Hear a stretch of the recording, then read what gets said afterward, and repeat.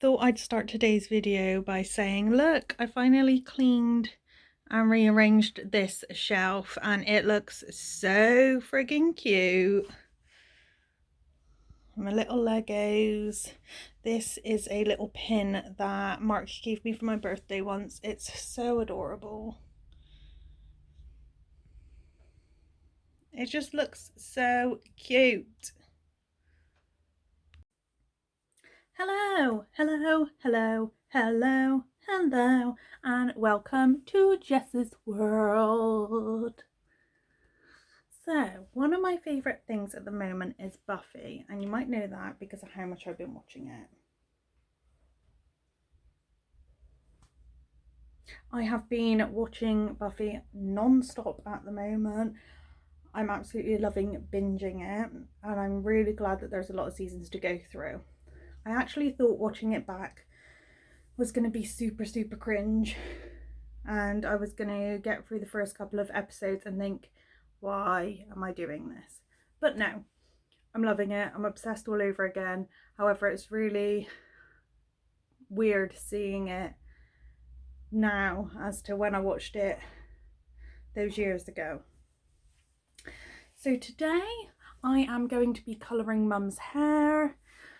As you may or may not know, I'm a hairdresser, I'm fully qualified, and we are going to play around with some colour. At the moment her hair is completely natural, virgin hair, so it's got no colour on it at all at the moment. We are going to do a little bit of a consultation, as I believe it's going to be, I think she wants more of a lilac-y kind of tone. But what we've bought is a purple, which is quite vivid, which you can bring down with conditioner or a pastelizer down to the kind of colour that you want it to turn out to be.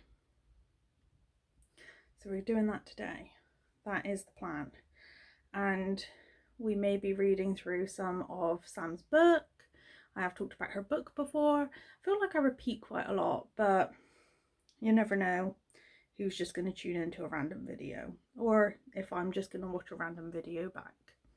Lost a nail this morning doing my makeup. It's on the desk. How annoying. But I thought through this video I'm going to be wearing gloves doing Mum's hair. I will record me reading some of Sam's books so you can get a taste of what it's like, but just to let you know, I am not the best at reading aloud. I want it to be like one of the storytellers on Audible, where they actually put on voices for the characters, but I'm concentrating so much on the words that I couldn't bring myself to do voices as well. But yeah, I've actually put a bit of makeup on today.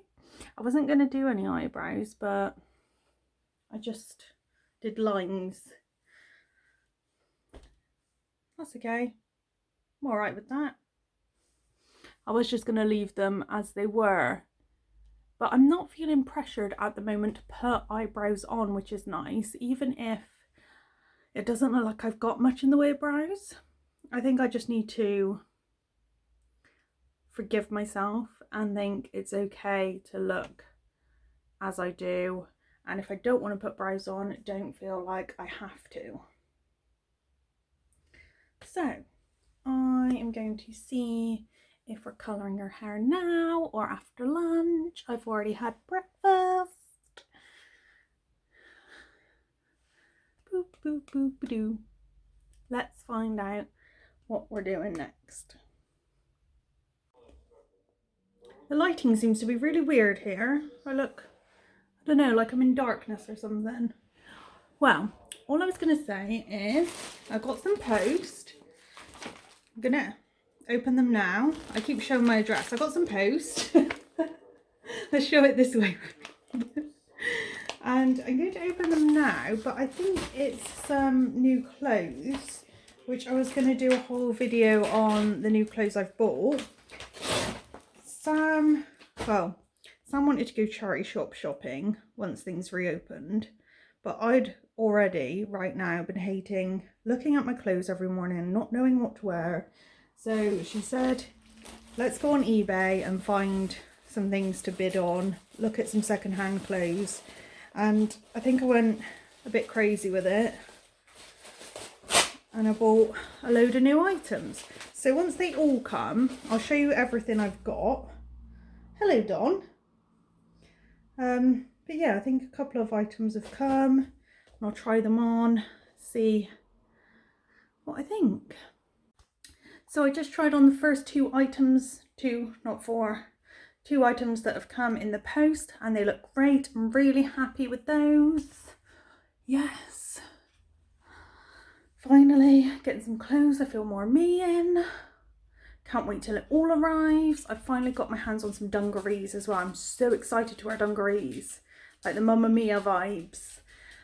Or a bit hillbilly, whatever kind of vibes you want to call them. I am excited. Yes. So, I was just going to grab the colour, show you what we bought. Right. Here it is. So, Effinage is a brand that we use mostly at Barbara Brown's. Pure Purple is probably the best purple I've ever used, or one of the very best. Pure Purple is one of my absolute favourite colours in the Dynamics range. So at the back it shows you can have it very vivid, or you could pastelise it to whatever tone suits you best. Just open it. So when you do open it, and when I put it in a bowl, it does look very blue and it kind of changes on the hair, and it does fade to purple as well. It does fade true to colour. If you are looking to get yourself a purple, lilac-y tones, anything like that, Pure Purple's a great one, or Pulp Riot, and just get yourself pastelizer or a good conditioner to mix in the kind of colour you want. Just going to get my stuff out ready to do Mum's hair. She's going to have some lunch before we actually do her hair. I think the dog wants something to eat as well. So, going to do that. I'm just so pleased I've got some nice clothes, and I'm really excited for the rest of it to come. I'm going to ask Sam really nicely. Say, Sam, pretty please will you help me film a haul? I want you to film me in my new clothes and my little dances. Maybe we'll film each other's hauls for each other, because we love each other so much. Okay, you can have your lunch. Okay. I just thought I'd show you. This used to be my all-time favourite plate. So Elsa was once here and it looks like a snowflake. As you can see, it hasn't lasted. However, this is now the dog's plate. So Mum was like, Donnie's frozen plate is on the side. So our dog has an Elsa plate, although her face is missing. Just thought I'd share. There I was thinking I was gonna sit Mum down and go, so we're gonna cut your hair first. And instead she goes, are we gonna cut my hair first? I was like, oh, well, there's that surprise out the window. So, I could end up showing you how to do your hair so it's like that, like day in and day out or whatever, but the amount of product you use in it, you would end up be washing it and styling it every single day. Or wetting it back down and restyling it and using a lot of product.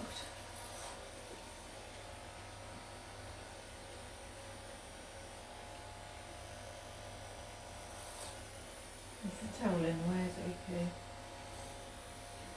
That's alright. Not down a bit, so it's not. Usually back in the seat.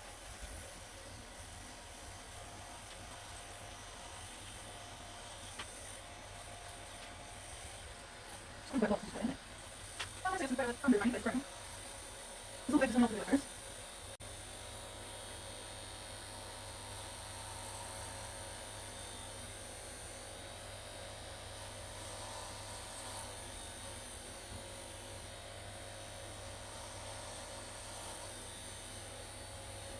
Oh, I've got an itchy back.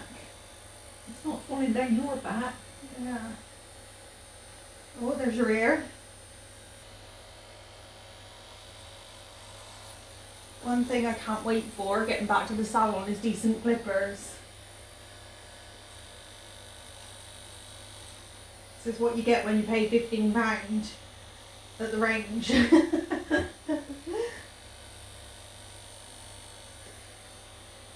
B&M, wasn't it? I don't know, either one is just bad enough, isn't it? Yeah.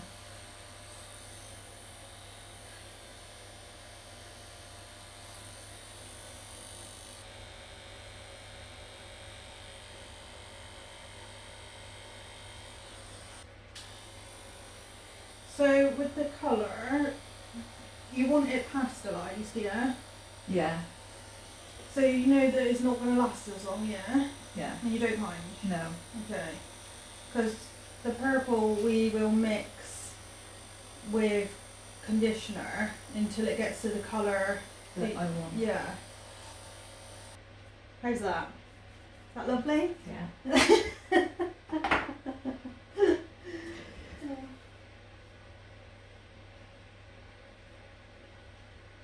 No, it's fine.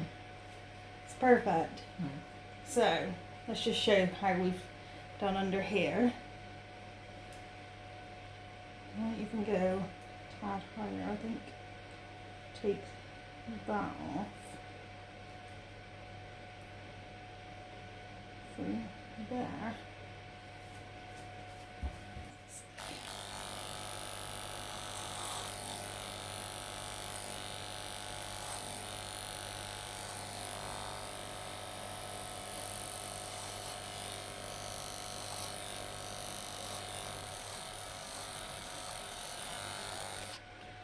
Now how long this is, it kind of still almost reaches your ear.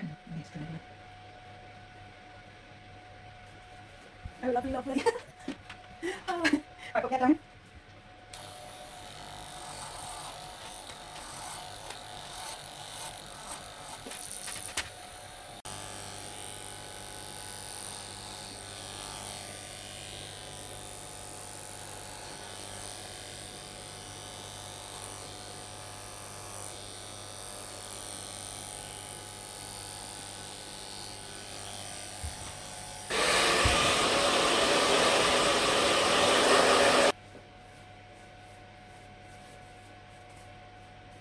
There you go. Thank you. Yeah. I think I put some on my face. Got an itchy face now. So have I. Do you want me to blow your face? No. Oh. Sorry, I keep wanting to put my head down.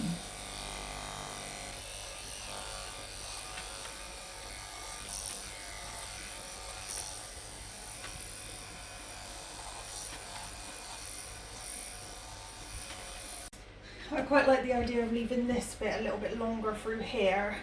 I think that looks fun. Okay. But you put your head down again.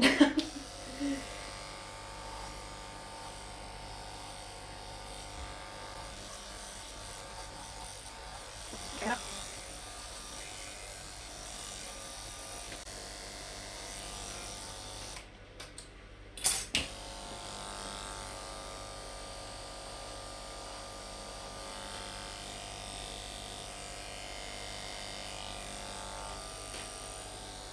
It's going to be freezing.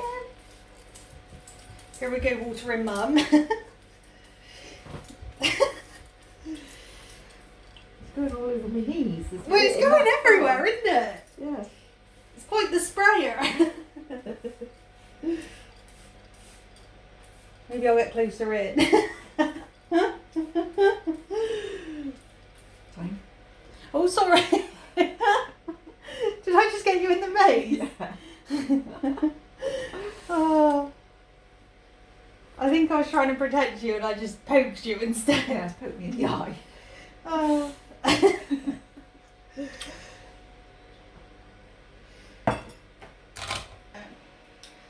So, the kind of look we're going to go for, we've got the clippered bit, and we want it short around these bits so we can see more of the clippered bit, but we don't want to take too much length off of the top, do we? No. Okay, so I'm going to start with the side. Now usually with every haircut, Mark will always tell me to start here at the crown, but I'm not going to do that. I'm not going to lie, I always make up Mum's haircut. Well, I'm going to start with the side because we can create a guide for how long we want this to be, and then I can work with trying to slightly blend that through the top. However, I might end up disconnecting this from a top section. Now I'm going to cut quite a bit of this section off, and I'm going to do that freehand to start with.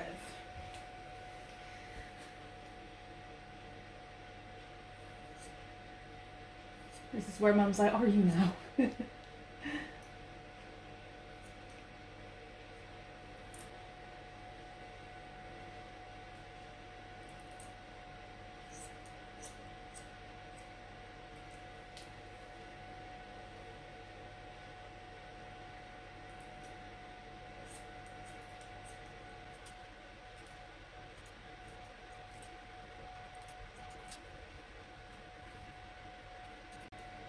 So what I freehanded, I then go in and just make sure it's all evened up.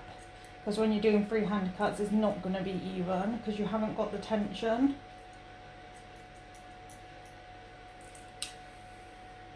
Got a big bit on your face there.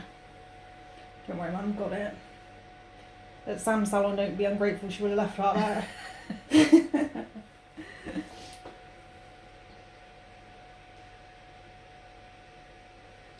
So I'm taking my neck section from the top, but just taking it down again to see where this is going to fall. Now what I think I'm going to do is, with this section, is just cut it ever so slightly longer than that, and that'll start creating somewhat of a blend. So where the top falls, it is only that little bit longer than what we've cut underneath. So what we're going to do is comb it up and just take the smallest bit off of those ends. Now this is where I go in with the section that Mark would have told me to start with.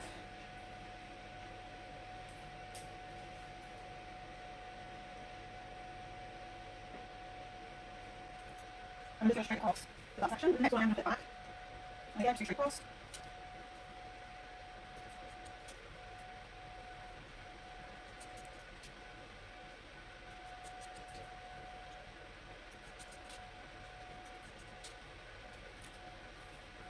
That's what falls down the side.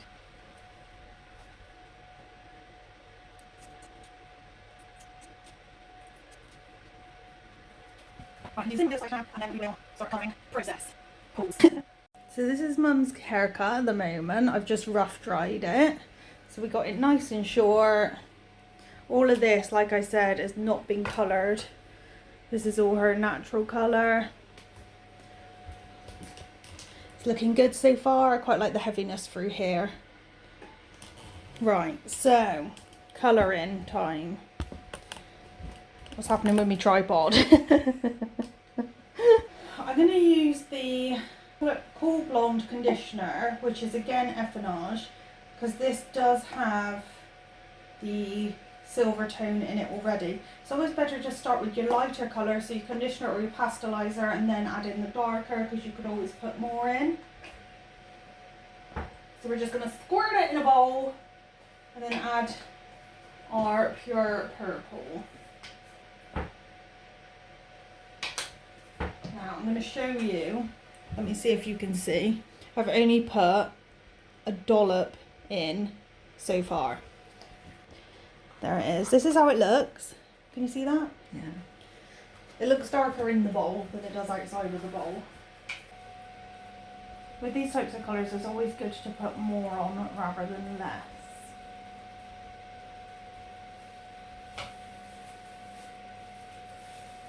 And have a towel handy when you make a mess. Right, I've got another bowl here, which has also got orange in. Blimmin' orange! I'm going to put just a tiny bit of the pure purple in this and just add a few little dips here and there. Little dip dab.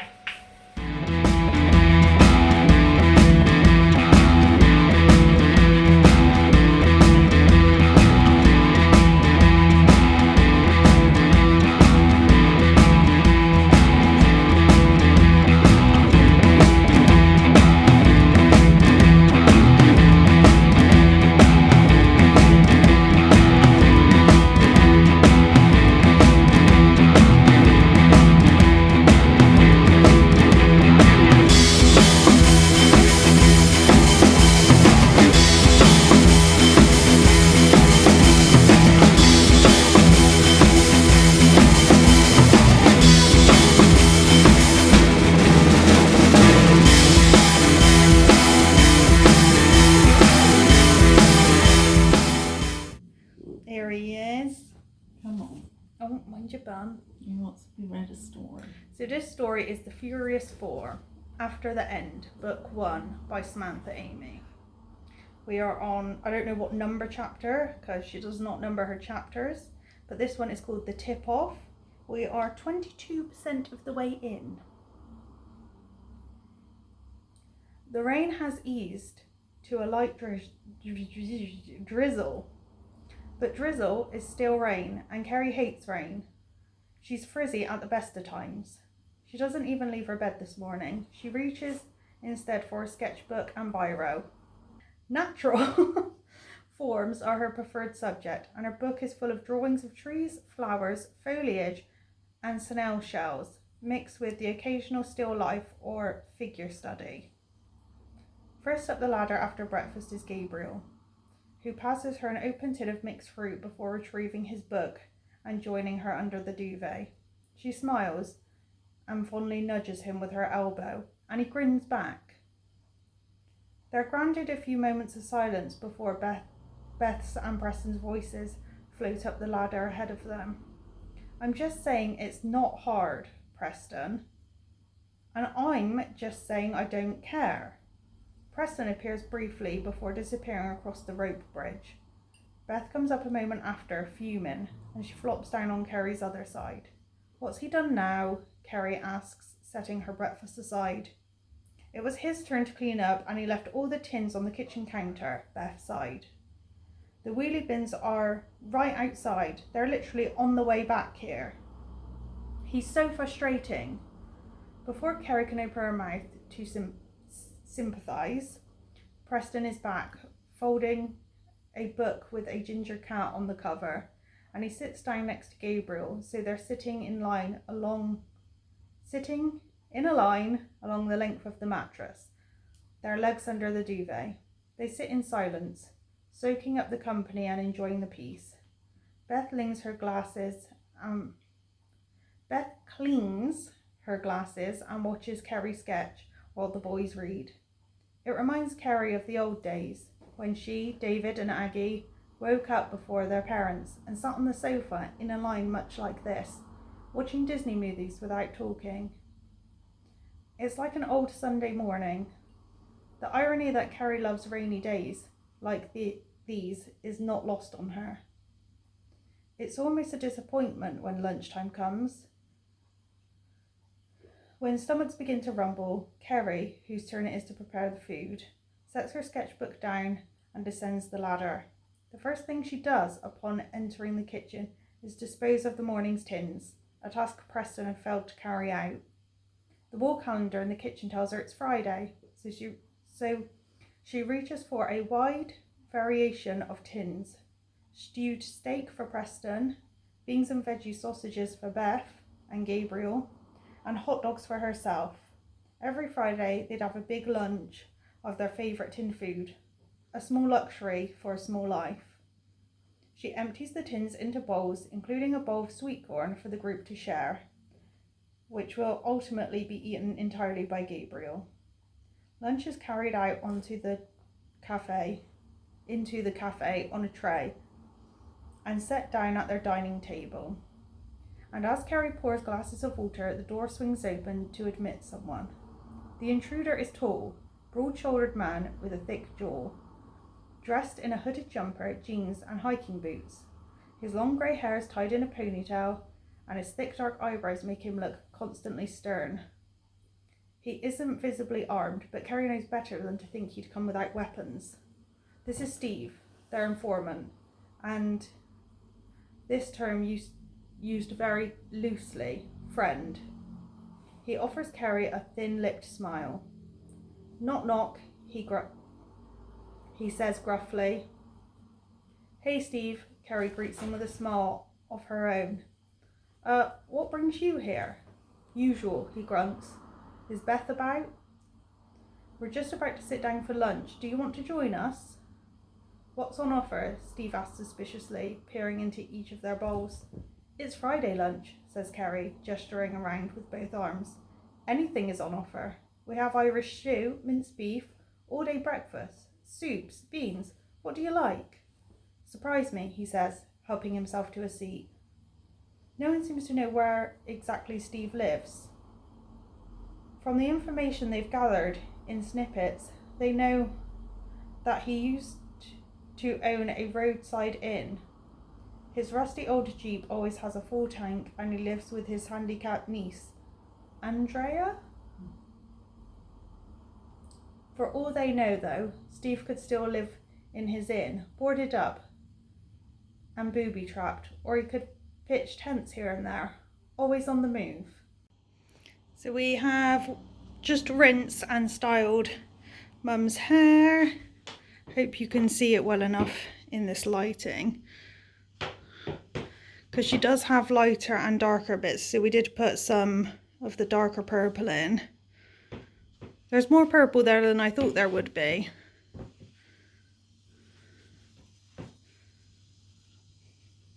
But we're very happy with this result. And depending on how Mum's going to style it, you can see that the purple is just on the ends. And then we'll see how much this fades out and whether we want to do lighter or darker next time. Donnie and I have now been to the park and we are on our way home, and thus ends today's video. I hope you have enjoyed. Doing Mum's hair was fun, bit of experimental stuff going on. Look forward to doing different things with hair. Thank you. I would wave, but I have a puppy. I was trying to show you. Doy. I have a puppy in my hand, as well as my sunglasses. But we say goodbye. Farewell. We'll see you again.